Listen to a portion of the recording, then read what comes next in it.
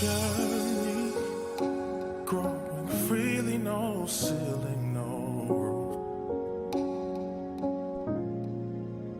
Going deep with no stones to entangle my roots like they do. Waking up tired and waiting for the horizon to appear. Remind me this work is all for love again. Looking ahead, I see hope in the sky. Give me access and I won't be denied. I won't let go, just hold tight to my head.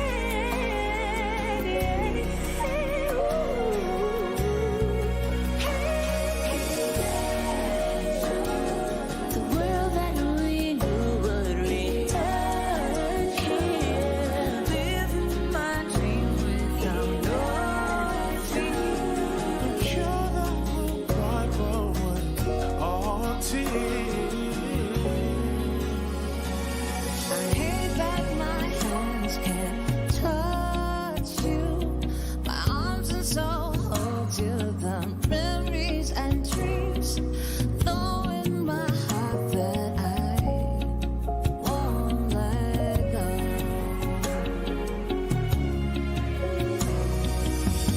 Misery every day, hard to be unafraid. Everything is not the same no more.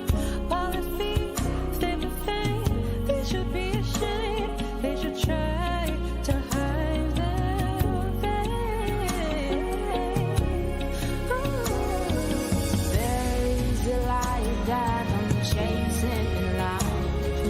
It won't be put out. Thankful I'm alive. Ready or not, I will rise to a brighter day.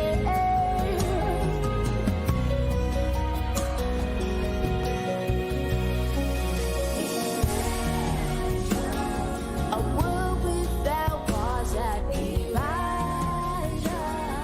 Be grateful for all of them. The International Festival of Arts and Ideas is created and produced on the traditional lands of the Mohegan, Mashantucket Pequot, Eastern Pequot, Scotticoke, Golden Hill Paugussett, Niantic, and the Quinnipiac, in the land we all call home, Connecticut. We hope that from wherever you are, you take a moment to acknowledge and honor the native people whose land you are on and the history of the place you are in. Welcome to the International Festival of Arts and Ideas 2021, the year of Imagine. This year, our programming explores the world both as it is today and how it can be in the future. This evening, it's my pleasure to welcome you to the 15-Minute City, Imagining the Future of Transportation, presented in partnership with the Connecticut Mirror and Pickard Chilton. This event is part of the festival's 26th annual Ideas series, made possible thanks to support from Connecticut Humanities, Connecticut Public, and of course, viewers like you. I'm John Dankosky of the Connecticut Mirror. We're a nonprofit, nonpartisan publication covering policy, politics, and the people of Connecticut, and we are thrilled to be part of the festival once again. Now, we've all had this experience over this last year or so, thinking about how life can change and what we want out of life and the place where we live. Cities sure adapted this past year, at least some did. Roadways gave way to bike lanes and outdoor dining. Parking lots became socially distanced community gathering places. But as we emerge from the pandemic, what does the future of the city look like? Now, one of the ideas that's been kicked around a lot by planners and scholars is the 15-minute city, an idea of places where all of our needs and wants and desires could be a quick 15 minutes away. It's an idea that's taken root in Europe, the idea that planning a city is more human-centered and less centered around cars and commerce. But there are a lot of definitions of this concept, maybe some problems to examine too, and we're going to get to quite a few tonight with our panelists. Ian Leung is a former China Fellow from Yale, based in Hong Kong. He's a professional arts administrator, educator, and curator in performing arts and public art. Starting out from theater creations, he opened up whole contemporary art world and found his own theater troupe that set out to contemplate contemporary issues in the context of theater and philosophy. He believes in the interdisciplinary approach to tackling challenges and finding creative solutions. Welcome, Ian. Pleasure. Morning, everyone from Hong Kong. Xiong Namgun is an architect with extensive experience on transformative urban master plans, large-scale corporate headquarters, and commercial and mixed-use high-rise projects, for a diverse and international client base.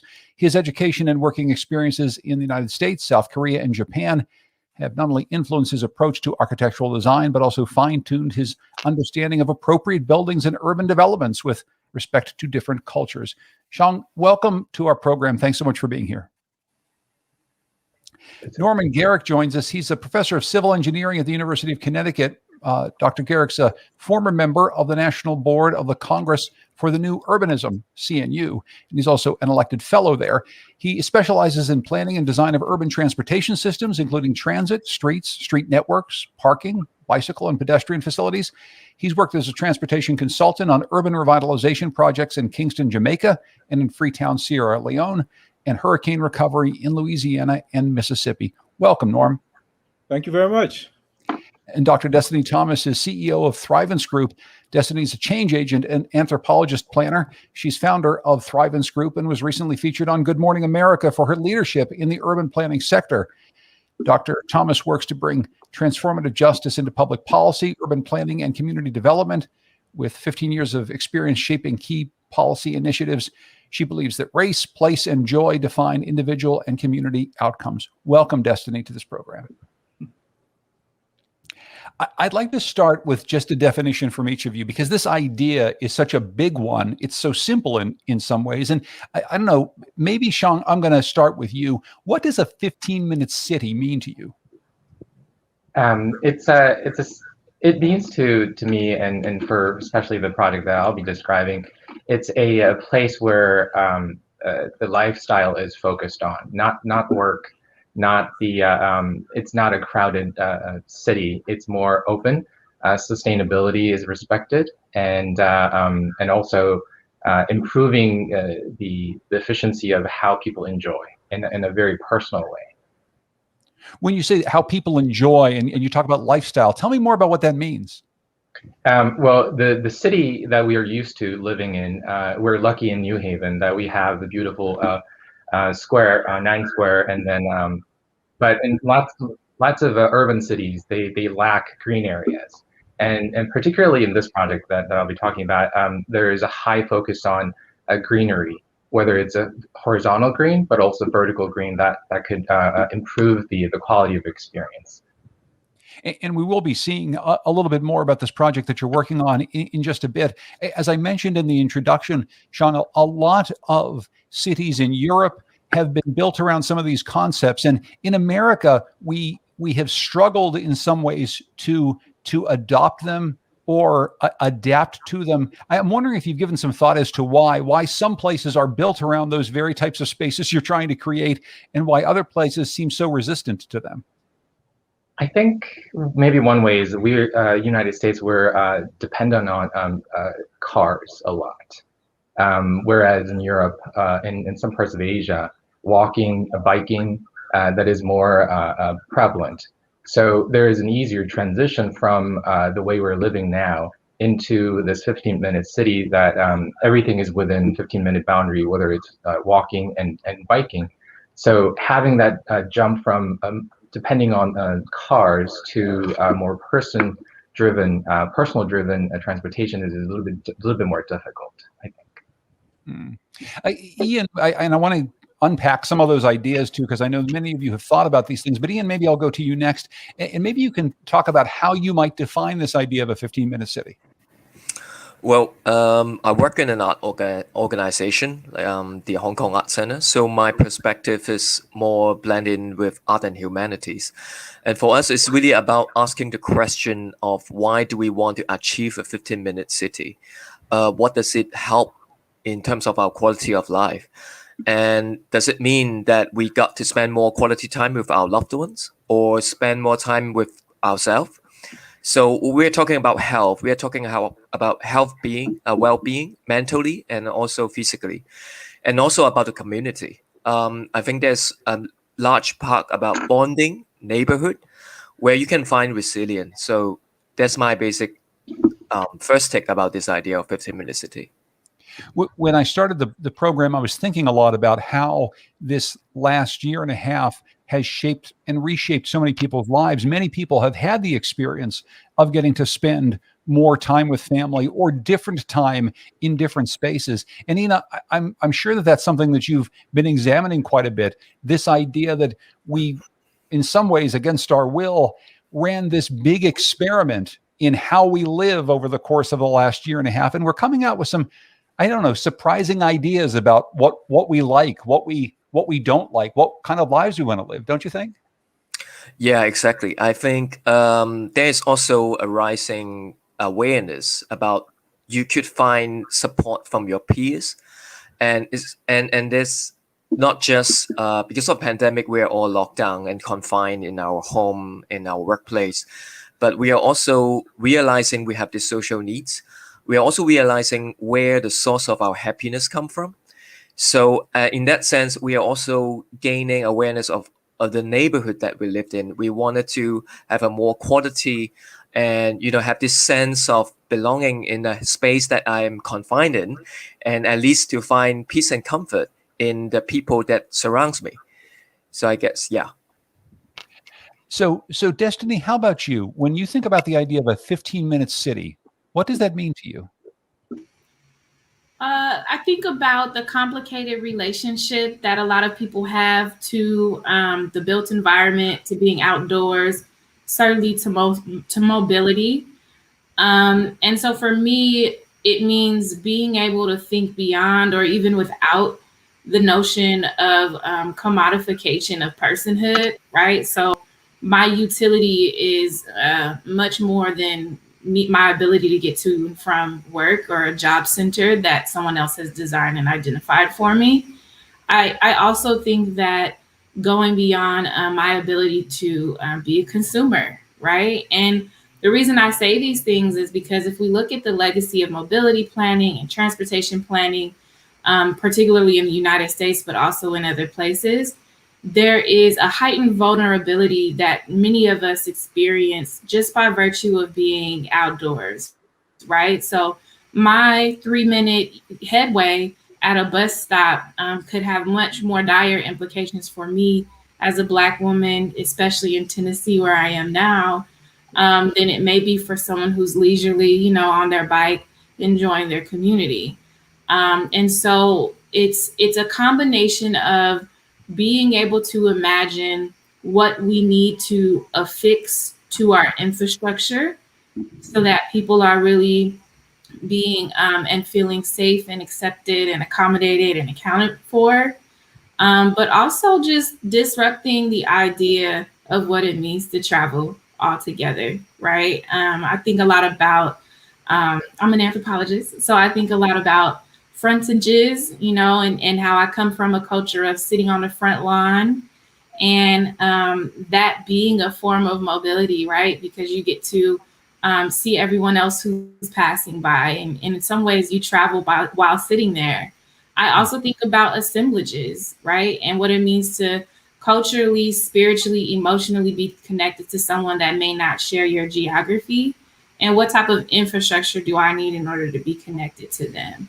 So really outside of the box and outside of travel pattern lines, but I think it's time to be more innovative in our definition of what it means to be mobile and what it means to travel through space and time. I'd like to pick up on, there's so much there that I want to pick up on, but one specific piece, this idea of commodification, so much of the way that we plan cities or suburbs, the way we plan highways is about having jobs someplace and needing to get workers to those jobs. And you seem to be taking that on head on. But how exactly, Destiny, do you think that we counteract that? Because that's at the heart of so much government planning. Whenever we talk about infrastructure, right, that's what we're trying to do, right? We're trying to get workers to jobs. Yeah, I think a couple of things, right? So one of the things that really broke my heart at the beginning of the pandemic was that I had just spent a year like really, really pushing back on the expansion of major tech industry and big box warehouses in Black and Brown communities. Those buildings show up in communities, they transform the economic vitality of it, push a lot of people out. And what we saw at the beginning, literally before we even knew it was a pandemic, was Twitter say, you know what, we think we're going to stay at and work from home forever, right? And Facebook's like, yeah, us too. And it's like, you've ruined Oakland, California.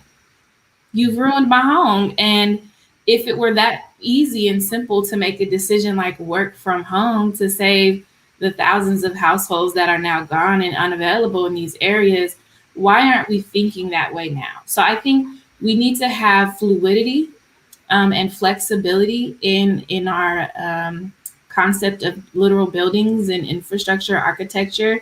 I think if those mega office building campuses were also housing for people who are unhoused, then it wouldn't hit us so hard when commerce and economy show up to the neighborhood. So I think about having robust policies that force these industries to think meaningfully about how to add multiplicity to the space that they're taking up, so the entire community can benefit from it. Okay, Norma, I'll go to you now. You've thought about these ideas an awful lot. What does the 15-minute city mean to you? Well, the term 15-minute city is really exciting for me because it embodies a lot of ideas that we as planners and engineers have been talking about for a long time. The idea that what's important in terms of planning and transportation is people having access, people being able to get to things easily. And so for me, the 15-minute city idea encompasses quality of life, but it also encompasses the health of the individuals living in places, health of the places, the health of the planet. So it's a really powerful idea. And when I was thinking about this panel and thinking of how to encapsulate the idea of the 15-minute city, I thought of a test. And the test that I would give is, firstly, can you buy a quart of milk by going down to a corner store? Is that possible in your community?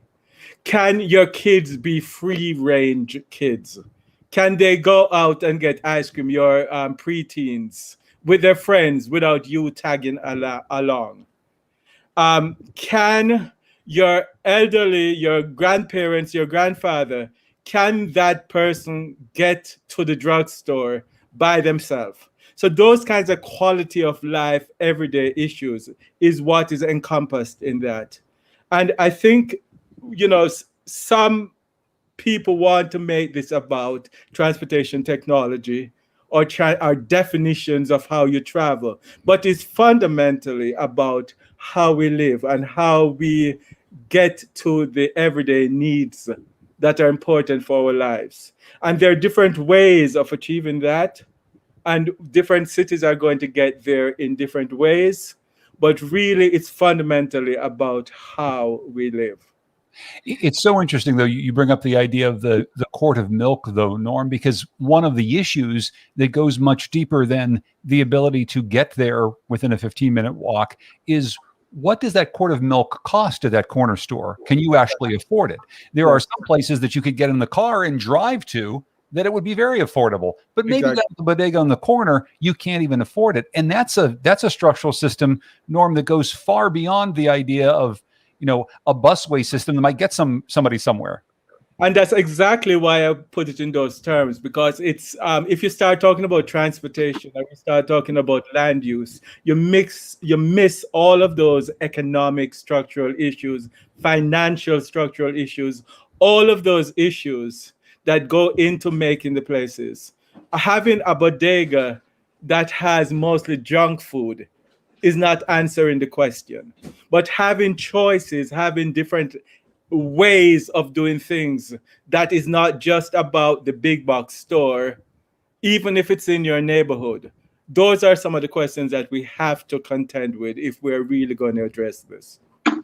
And I will just say, for the people who are watching, there is a a public chat going on, and it's a way to get some questions to our panelists. And one just came through here, actually, and it's something that Norm mentioned, and Ian, I might put this to you. They say that age-inclusive cities are important. We need communities where people can age and have resources available and accessible. This seems like a really important thing. We can't just think about these ideas being only available to people who have full mobility or people of a certain age, a certain income. This has to be something that's available to many, if not all. Yeah, and the way we think about this, the project that I'm doing in Hong Kong, from the very first beginning, we have this idea of intergenerational coupling. So when we initiate this urban design lab, we are trying to gauge how the community feels about the neighborhood, what change needs to be made. But in the very first outset, we want them to be a couple, a pair of an elderly and a young graduate from urban study, from architecture, from urban planning. So they could initiate or explain what they learn and how they see the city. All this technical jargon, they need to explain in very simple terms to the elderly living in the neighborhood. And the elderly is also very well informed and educated in their own right, and they are some early retiree or civil servant. So they also have a lot of thinking and a lot to give. And it's important that we celebrate that and we put that into the discussion. And Destiny, this idea of mining what the community feels about the neighborhood, understanding how elders who've been there for a long time perceive their surroundings, that's at the heart of the work that you do, right? That's an anthropologist's work. Very much so. Studying ways of being and human development as it relates to space also means that I am frequently studying the connection between trauma and the built environment. Unfortunately, because of the ways we've done planning and policy making, even your most equitable, most accessible, most affordable intervention will be rejected by those who've been harmed in the past by those same systems and entities. I refer to this as the irrevocable condition, which I borrowed from James Baldwin's work. But it's this idea that how do we do our work as planners and policymakers, knowing and understanding that the objective is not consensus, rather it's healing, right? And when you step on someone's toe or break someone's arm on accident or on purpose, even once that wound is healed, it's unreasonable to expect them not to jump when you come close, right? And that may happen forever. And we can't throw our hands up and say, oh, well, they don't want these interventions. Let's concentrate them in communities that do. And I think that that's a very different perspective, and one that's not, I haven't seen welcome in the civil service sector in my career. But really, frankly, what I am referring to is reparations, right? So when you right a wrong, when you atone for something, I don't owe you me accepting your apology. And I don't have to define for you when enough will be enough. That doesn't change the duty and the obligation of those who are connected to those systems to repair those harms. What does the idea and the concept of reparations look like in this sphere, in the idea of planning, creating, designing a city that is better for all? Yeah, I love this question. Because I think spatial reparations is certainly about a holistic, multidisciplinary approach, and it touches every generation that is alive today. For me, this means taking a deeper look at what's beneath the surface, literally, right? The toxicity of the land, the toxicity of the air, our access to nature. And even when we were seeing these conversations about highway removal programs, but I'm not seeing those conversations coupled with returning that land and that property back to the families that lost it when the highways were built, right? And so this is a perfect example of it's not enough to be well-meaning. You have to be really specific and intentional about who you're doing this work for. You have to, it's not something that can be politicized, right? It's doing the right thing. So definitely all forms of infrastructure. And I feel like looking at this at these resources, the 15-minute city, so to speak, as a public works project, as opposed to a special project or a political project that you need to garner will for. This is just as important as clean water. This is just as important as access to air, right? So I think it's what we owe people to be able to navigate and thrive in space. In just a little bit, we want to get a little bit more in deeper into what some of these dreams would look like, what some of these places would resemble if we were able to institute some of the things that our panelists have been working on. But Sean, before we get there, maybe we can talk about what you perceive we have now. If we are falling short in a place like New Haven, say, of the true 15-minute city, what is it exactly? What does the reality look like right now to you? I think the way we're defining, well, first of all, 15-minute city, it has so much depth, so many different ways that you could go about, in terms of there are different scales of transportation that could define what 15-minute city in terms of size. But I think at the core of it, what is the city or the neighborhood or a block that you live in? What is the character that you're trying to build? And that character could really drive how that each block, each town or neighborhood is connected to the adjacent towns. So representing what you're trying to speak about your place where you're living, and creating a system to attract people to come, and then vice versa. So it is about the main message of the character that you want to communicate to the people. I think that's very important. And New Haven certainly has a lot to offer in terms of its culture. But I think there could be a little bit more language that could be spoken about, something that you cannot do somewhere else. They could only be done in New Haven. Norm, you studied the cities of Connecticut and cities all over the world. I mean, for places that fall short of this ideal, what do you see? What do they maybe have in common that they're lacking in trying to get closer to this ideal model? I don't know where to start, but anyway, I'll try. I think a lot of Destiny talked about some of these ideas of being rooted in the ideas of big boxes, of technology, of those kinds of issues, and of getting people to work in rapid ways. Those are some of the ideas that I think are antithetic to the concept of the 15-minute city. Is this idea that everybody needs to be moving fast. And in order to move fast, we need big roads. We need lots of places to park. We need freeways. So it's totally forgetting about what cities are for. And we've been sold on this idea as a culture that it's all about fast and big. So I think that's the starting place, really. And I think you see that all over the world. You see it in my hometown of Kingston, Jamaica.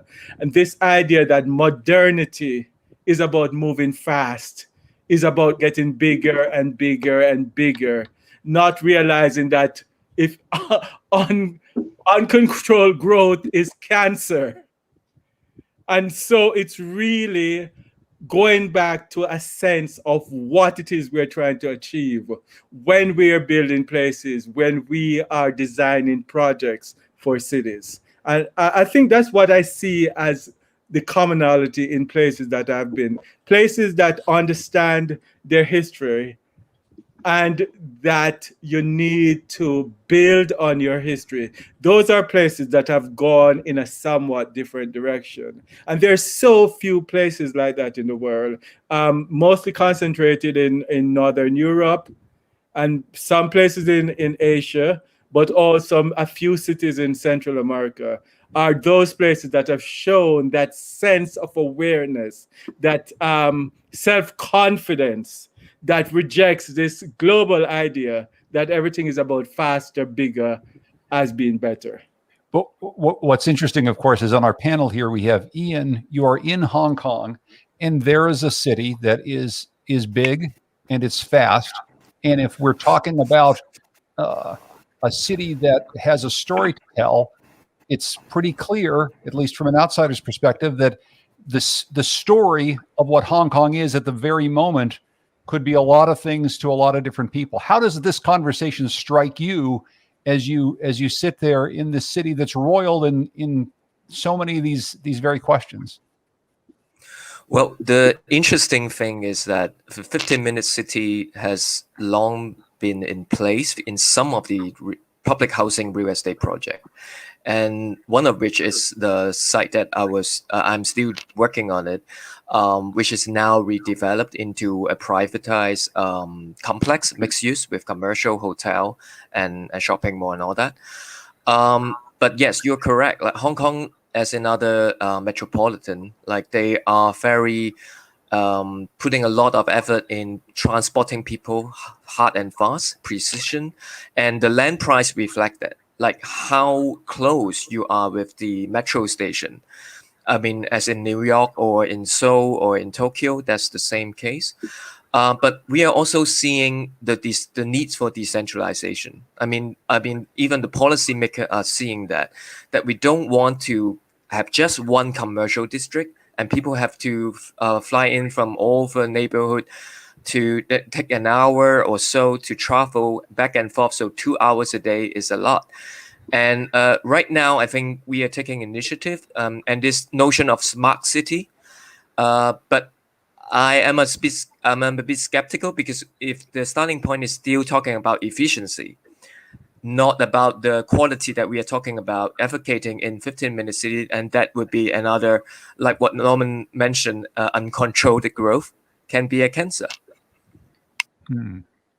Well, let's actually get to one of the ideas that our panelists brought. And Sean, maybe I'll turn to you next. You've talked a little bit about the project that you're working on right now in Tokyo, and maybe you can lay it out for us a little bit, and I can get some reaction from our other panelists. Sure. It's a project that the construction has started.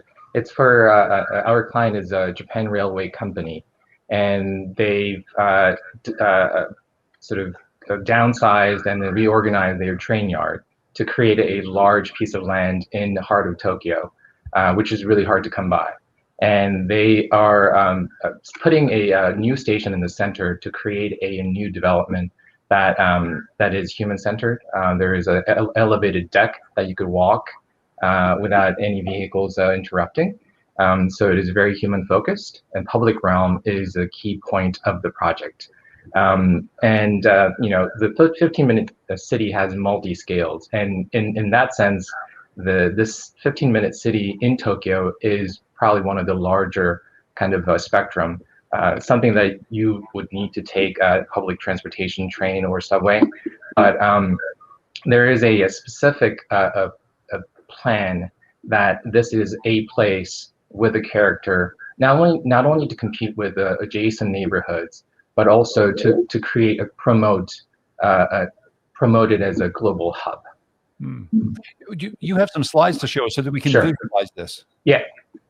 So just starting off, I just wanted to throw this picture. You can imagine the small bubble is a neighborhood where you could walk within 15 minutes. A larger bubble, depending on the transportation, that expands. And I love the conversation that we're having, because it's not just the transportation, or it's the boundary expands when you think about social and also cultural and commercial aspects of what we are facing now. And this idea of 15-minute city has existed, and many of the things that we didn't think that was going to progress during pandemic has happened so fast because of pandemic. And the after effect, there is a huge focus on trying to shift from commuting center to lifestyle center, and moving away from the concentration, and really creating a space or city that is personalized. And just a diagram of how we used to live, going to the city from our own individual homes. But in order to go forward in the future, there needs to be a flexible life design. And Japan Rail East and then KDDI, which is a telecommunication company, they started this project where the Global Gateway Shinagawa is a core city that kind of breaks up the concentrated city and provides the locations where people could either work from home or work in person, but it's not the old the form of how people used to work. And as you are on the train to get to your work, there is a conscious thought about how you will be working while you're moving on the train as well. And so the core of this particular project that I'm speaking about is the transit-oriented development. Tokyo is a large city. There are many sectors, a zone or cities within the city. It's a polycentric city. And the one particular city that this project is in is Shinagawa, and it is connected to the major train track. And then also very close to an international airport. So looking at it as a global hub to bring international businesses, this was a perfect place for them. And so Old Train Yard was converted into a clean site that could host a series of linked buildings. There are 7 of them after 2 phases. This is a mixed-use project, residential, cultural center, offices, hotel, and a few other types of buildings, which is all developed around this new station. Beyond 2030, this project will be growing further from this center. And this is another image. So Pickard Chilton is the master plan architect, and also an architect who designed the 2 buildings in front of the main station. So the transit-oriented development it has 3 characters. So there needs to be public transit, and it needs to have a connection through a pedestrian network, and also offers multi-use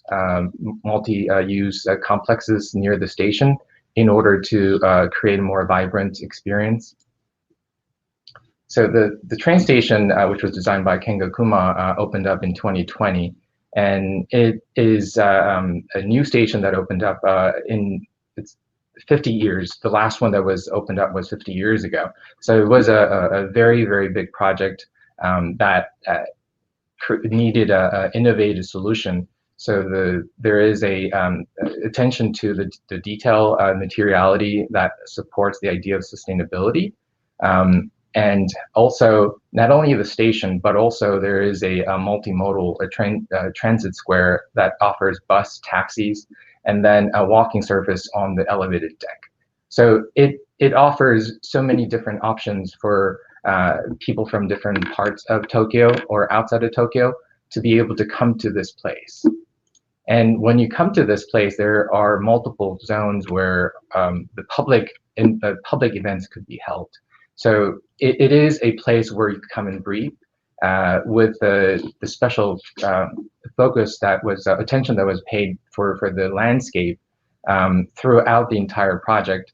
There are green elements that is correlated with the bridges, the buildings that could be seen and experienced. That 1.6 kilometer long that you could walk in 10 to 15 minutes.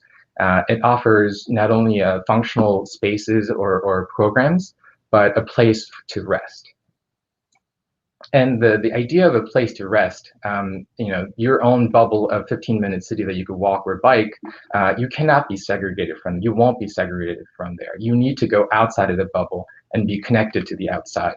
I think moving forward, the 15-minute city, we're not trying to create a wall around outside. There needs to be an infrastructure, whether it's a train or other types of transportation, that allows a very robust connection to these places. I spoke about the character of a place, and the character that this place offers is the public realm, which does not exist in a lot of metropolitan cities. And this development has offered a place where you could come and rest, take selfies, take pictures, which is pretty big. So offering this character, making it known to the surrounding neighborhoods, and coming out of their own bubble, this could become a place where you could rest. And then the amount of programs or mixed-use programs that this project offers, whether you could live here or go to school, work, it offers choices. So you are not confined to one single zone. And just talking about transportation, because this train station that's the project is centered around offers one of the probably the most state-of-art technology that after COVID really pushed the envelope. So there is unmanned shopping area, and also robots that will be guiding you throughout the train station. Also, there is a security robot. There is a desanitization robot. You name it. This project offers all of those things. But there is the smart city. This is becoming a smart station.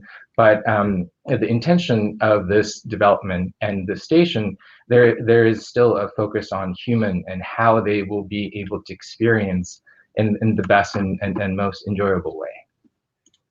And that's my presentation. I have to say it's so fascinating. The idea of the security robot scares the hell out of me. But I wonder how much you use the term bubble. I'm wondering how much plans or ideas around this have changed as we've learned coming out of COVID. People have a different sense of how close they want to be to other people. Maybe not forever, but at least for now. And I'm wondering how much you adopted those ideas or adapted your plans as you were thinking about the new ways in which people want to be with other people. I think this COVID and the pandemic really gave us a time to step back and really understand what we need. And this project started way before 2017. So that idea of a bubble was not the biggest or wasn't at the center of the project. But when we sit around in our homes, sitting in my own living room, that became school, that became the dinner table, that became workspace. We really looked around and what we really need, especially in a city like Tokyo that's very, very dense, is about the nature. Sort of trying to find a moment or a time to actually experience that. So in the development of the project, the higher and higher concentration or focus is on how this outdoor and how that could also come into the indoor space to be utilized and to improve the quality of life. Norm, I'd love some of your thoughts on this. I mean, you've studied and worked on transit-oriented development projects for years. How does this Tokyo project strike you? Well, I think one theme that I thought was really important is this question of scales and thinking about places at multiple scale. In the automobile era, we just thought at one scale. It was the highway, and it was the range of the highway and the range of the cars.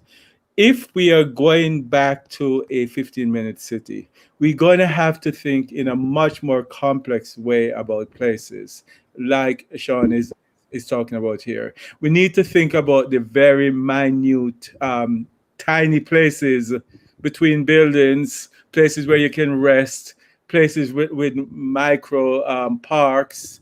We need to think about how we can get around in the individual neighborhoods, the walking scale, which Sean emphasized, the biking, the micro mobility. How does that work? We need to think about the wider city, how we're going to get around the city, how the transit. We need to think about the region. We tend here to think in one scale. So, for example, the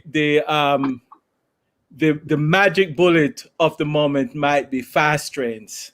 So fast trains are going to take us to Boston.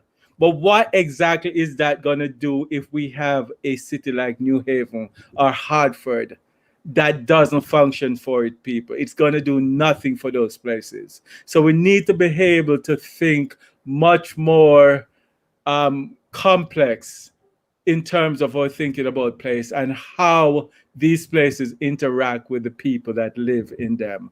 And I see a lot of that in this plan. So there's a question here about how does small cities like Hartford, what are the tactics? The tactics are not different from what we see in Tokyo or Hong Kong. The specific tools that we use to get around between places might be different, but the tactics are going to be the same because I just read recently somebody pointing out we're all human beings, we're all about the same height, we have the same needs and wants. So creating places where people are going to be comfortable, it applies not just to small cities or mega cities, same kinds of things, but different in terms of specifics of the technology, for example. Before we go to Ian's presentation, Destiny, did you have any thoughts on what we've seen? Of course I do. I love this conversation of what it means to be in the public realm. And I'm thinking about, like, especially when we talk about scale, who we've never planned for or who we've never thought of in our planning efforts.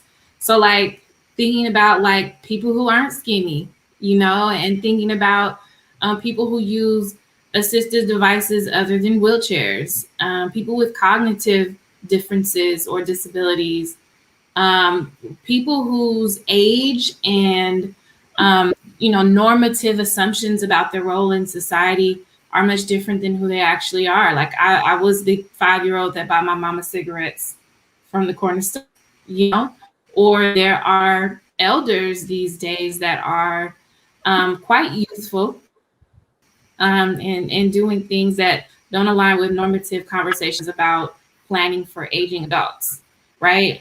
Thinking about where are the unhoused people in this model, right? Like, are we going to decriminalize sleeping outside with the 15-minute city?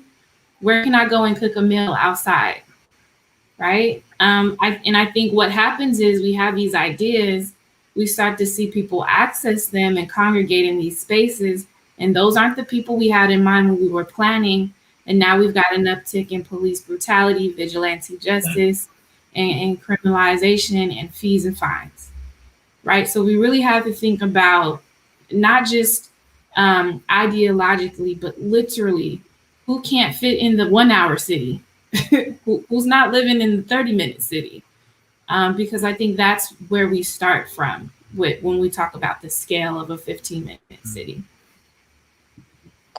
Ian, I'd love to have you share some of your ideas. I know that you brought a presentation too. Yep. Okay.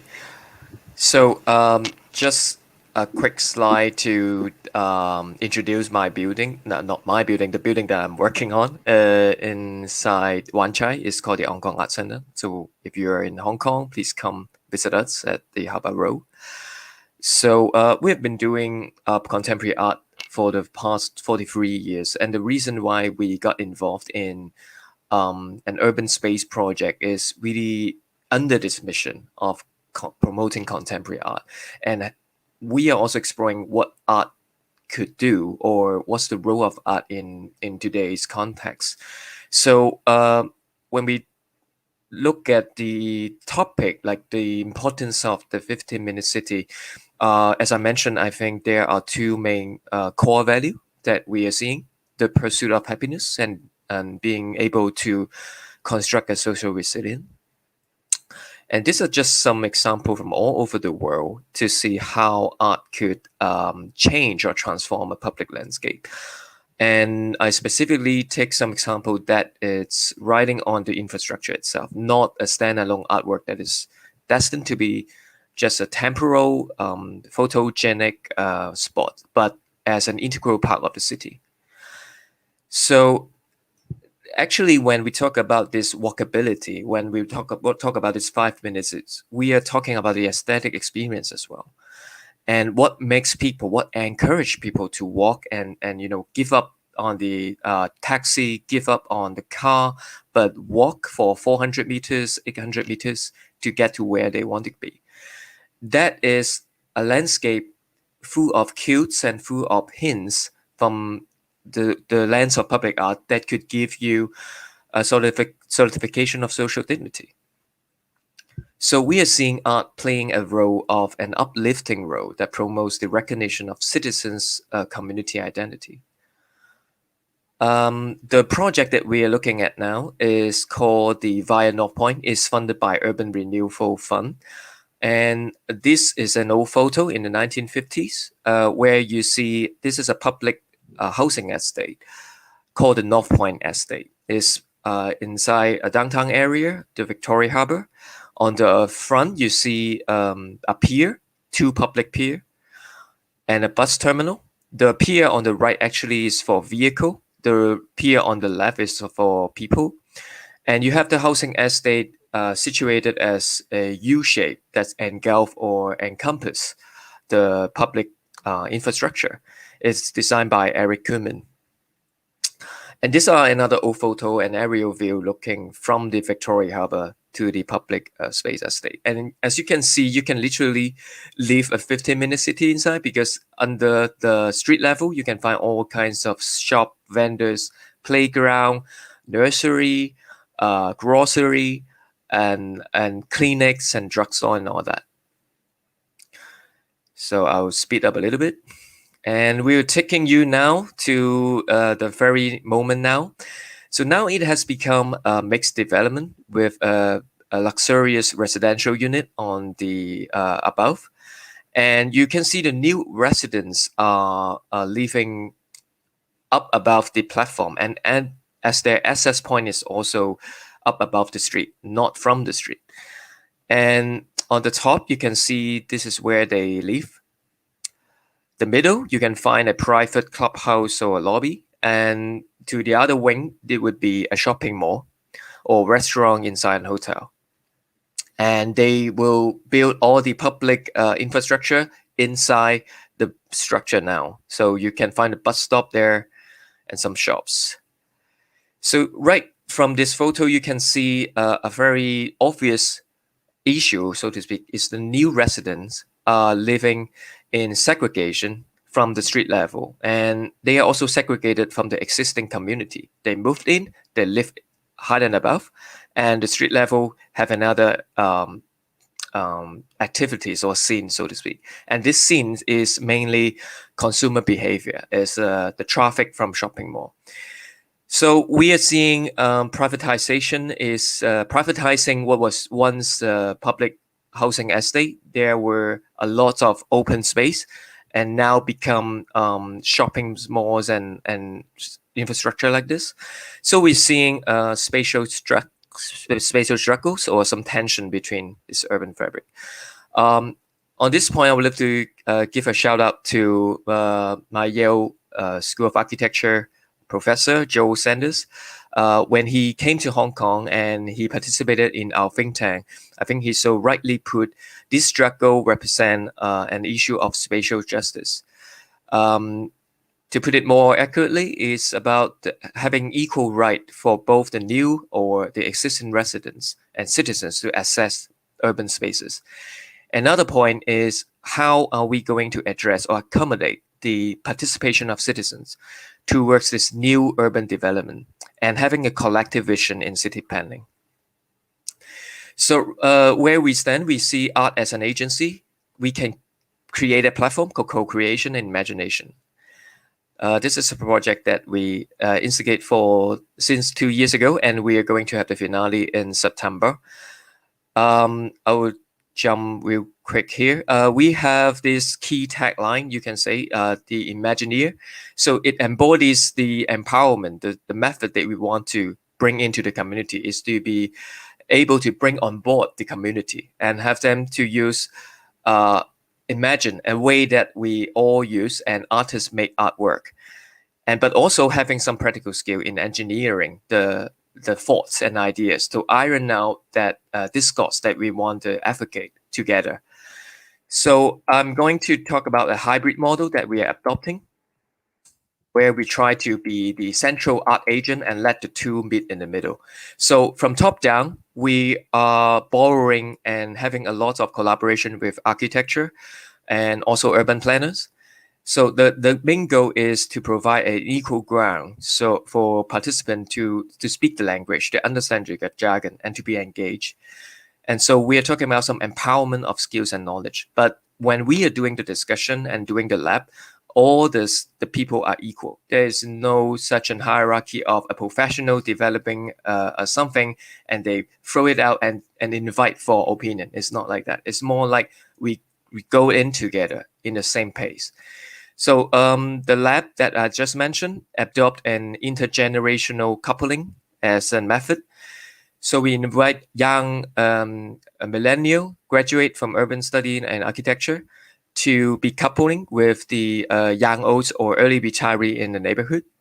They have a lot to give. They wanted to speak so much about their neighborhood.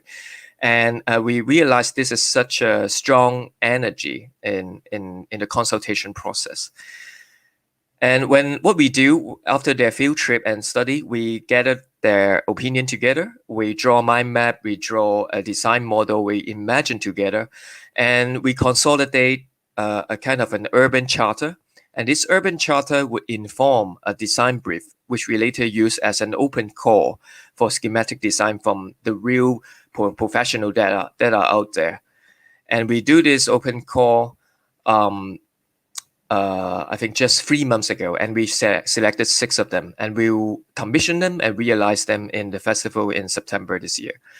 So the bottom-up approach is focusing on building micro-community and promoting the co-creation of a neighborhood collectively. So we're really conscious about if we have a good idea, if we have a good infrastructure, good public art intervention, that has a social dimension that plays a utility function. But what if the funding drains out, or what if we pull out after the funding is complete, the project is complete? So we think about there is a strong sense of sustainability that needs to be run by the community itself. So while for all this consensus building or collective imagining process going on, we are also deploying a lot of art engagement, having the dimension of building micro community. So this shoreside planting crew is one of the way that we use plantation as a mean to invite urban greening, invite people to come in the public space and grow their own plant. But at the same time, they need to form a roster, they need to form a team, they need to have the concept of managing something other than their own plant. So it's a way of tapping the love of small plantation from the people in Hong Kong and tapping the interest in urban farming and using it to build a micro community that could later maybe help us to sustain the artwork that we built, plant in the festival. So the final thought that I would love to leave to the panel here or discussion today is what we see is a waving of urban fabrics. So on the vertical ground, we wanted to provide an equal ground, be it an amateur or just an early retiree citizen or an expert in architecture. We want them to be in the same room and imagine together. And on a vertical, and we wanted to form a social bonding through micro community via the public art and art engagement. So together, when they come together, we know we can actually wave this urban fabric. And when we talk about the 15-minute city, we know there are people already ready to advocate and also be an active user of that. And so they could continue to inform the process and improve the process. Right here, we see art really can play an active role and as an agency to wave into that urban fabrics. Help us to reconnect, revitalize, and regenerate the community. And that's all my presentation. It's so fascinating. Ian, I should ask you, what are the biggest challenges you faced in trying to build community this way?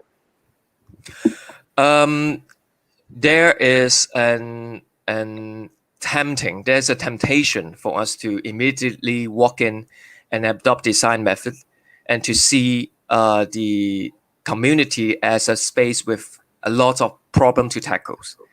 But when we come from an art angle, it's just like two people walking into a museum, looking at the same painting, we could just spend hours looking at it and share our own thoughts and idea. And there's no judgment.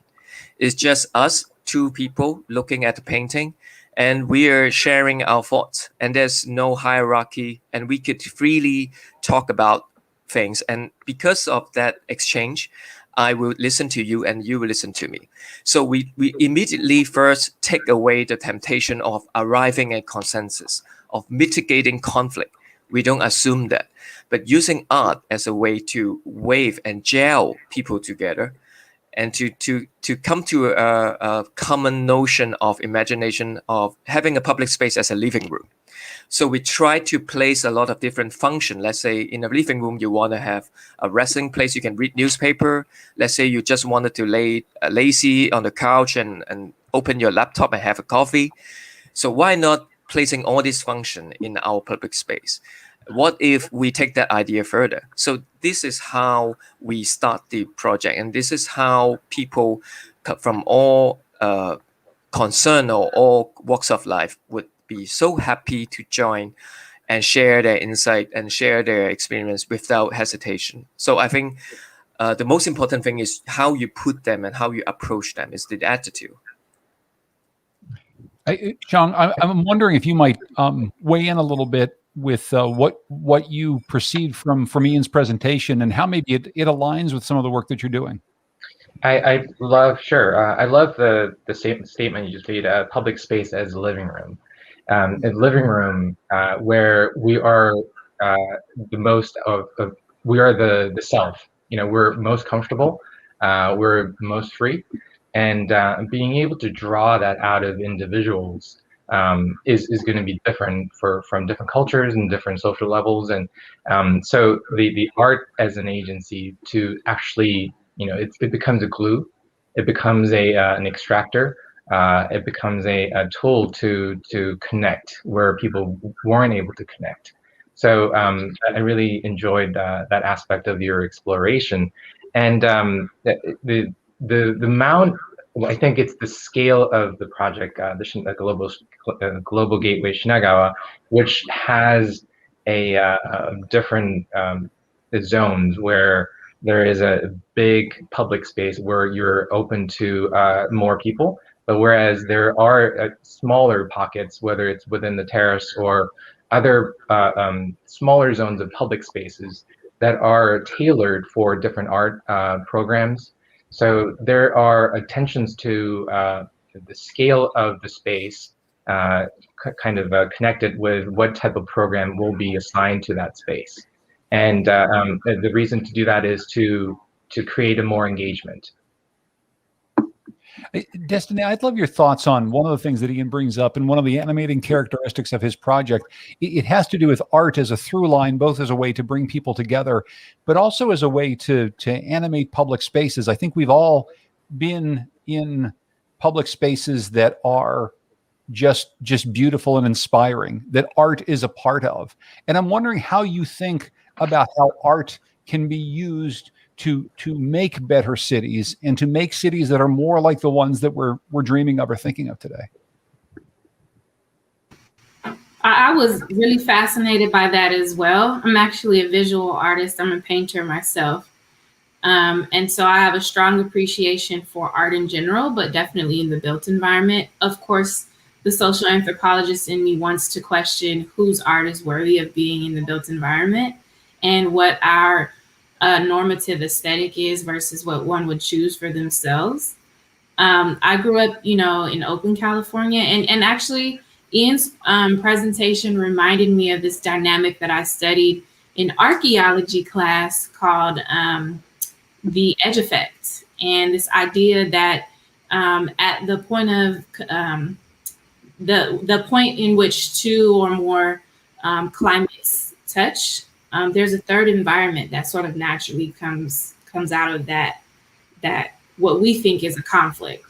And so I'm really fascinated with the beauty of conflict, what it means to have micro communities adjacent to one another, and how we lean into that so that we get to the other side and have that third space. And I think art is such a huge component of that. But similarly to my line of questioning earlier, right? It's like who gets to be a part of the creative process. And you all know I'm refer to myself as the unurbanist planner. So I'm always trying to think of ways to disrupt the field of urbanism altogether. And one of the ways to do that is to invite non-traditional disciplines into the mix, to be the visionaries and the leaders of these processes. So I really appreciated that. Yeah, I had questions about some of the aspirational concepts, but I appreciated the piece about art for sure. well, we have time. Give me a question. Well, I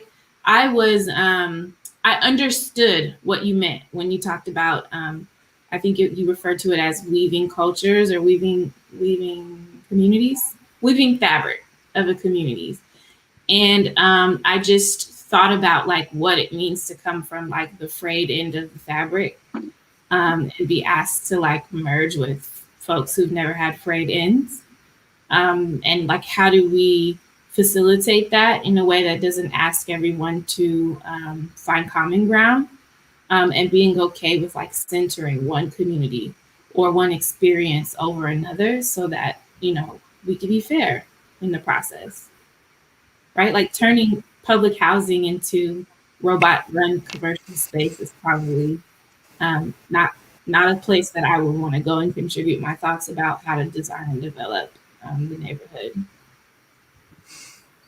Yeah. Sorry, John. No, please go ahead. I absolutely agree. I think there are that's why we intended to build that window, so to speak. Like we need to have a lot of micro community, and before that, I mean, the conventional way of consultation is entirely top down. So you have a grand proposal and you run through the community hall and you pass around the mic, and people, whenever they have the chance to have the mic, of course they will speak about their problem first, the issue that hasn't been sorted out with the district councillor or with the rounds of complaint is still like that, and I don't blame them. It's because of a lot of shortfall in public administration. But the project, the main aim of this project is to try to first put aside this and to have that window of seeing the difference with people that I might not know, but we might have shared interests. So at least I will try to listen to others who have the same interest in planting a small plant with me. So that's one of the strategy, you could say, that we would like art to adopt.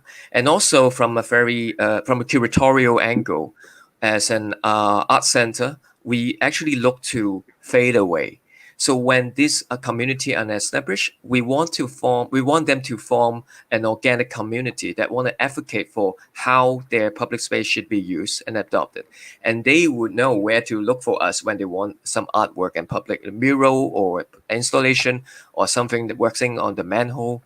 So that's the vision, but everything has to start somewhere. And so that's why we wanted to try top down and bottom up and try to meet in the middle. Yeah, I love the concept. It's just my role in life to find the critique in it. But I think that it's very fascinating. Norman, I'd love your thoughts.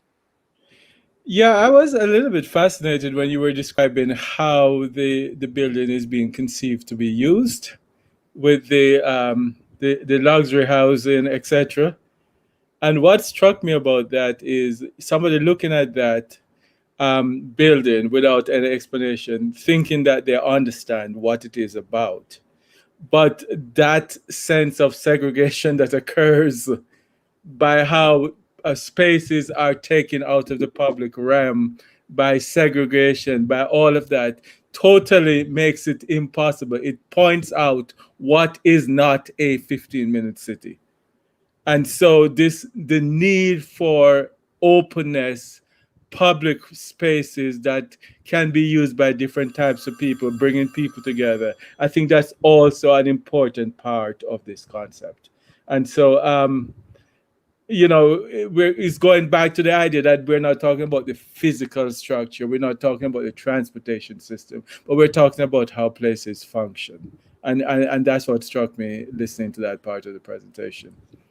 Norm, you brought up that note that one of our viewers had given earlier and was asking a bit about how to adapt some of these ideas from Hong Kong or Tokyo to a city like Hartford or New Haven. And you said that many of the tactics are the same, although I think a lot of people who live in the cities of Hartford and New Haven can't imagine that that's true, right? They seem like such very different places than a Tokyo or a Hong Kong. Before we run out of time, as a last thought here, maybe you could delve into that a little bit more. I mean, how do you think practically some of the things that we're talking about that all of our panelists have discussed can take root in a place like New Haven, Connecticut? Well, something happened in Hartford today that I think is really, this weekend, that I think is very relevant to this discussion. So I was in Hartford for the Gay and Lesbian Film Festival, and I was trying to get home to stores, and the police were blocking off all streets in the city and basically funneling you to the freeway. And this was in response to problems relating to food trucks coming into the South End and causing a nuisance. People speed racing on the streets of the South End of Hartford. And I don't understand fully what the problems are. But the solution was to shut down the city and basically try to get people out of the city. And I think that really gets to how we deal with problems, who the city is for, and what are we trying to achieve in our cities. And I think when I say that a lot of the tactics are similar, it's really about trying to answer some of those questions. How do we build places that are inclusive, where people can have a reasonable quality of life, can have can get around in freedom, can easily get to stuff. All of those things are basic and fundamental. In Tokyo, we have a high-speed rail system that gets you from one node to the other. We might not need that in Connecticut. That's where it's different. We might not have the same scale of development in Hartford or New Haven. So those are the things that are different. But in terms of the tactics of making sure that we have micro spaces, making sure that people can walk and bike safely, making sure that if they need to get a grocery, that their grocery available, that it's not all big boxes.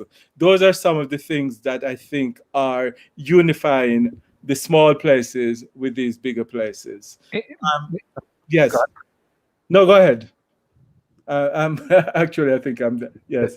I was just gonna quickly say though to something that Destiny had said earlier though is also the idea of leaning into the notion that people in different neighborhoods have different stories, and there are going to be tensions, and then we have to revel in those tensions and explore those tensions, and we can't whitewash all those tensions away, and we can't put up barricades and send everyone off on the highways to go far, far away. Well, and that's really the part of the story. When we talk about Connecticut cities, I always talk about the fact that in Connecticut, the word city is meant to imply a place where poor brown-skinned people live.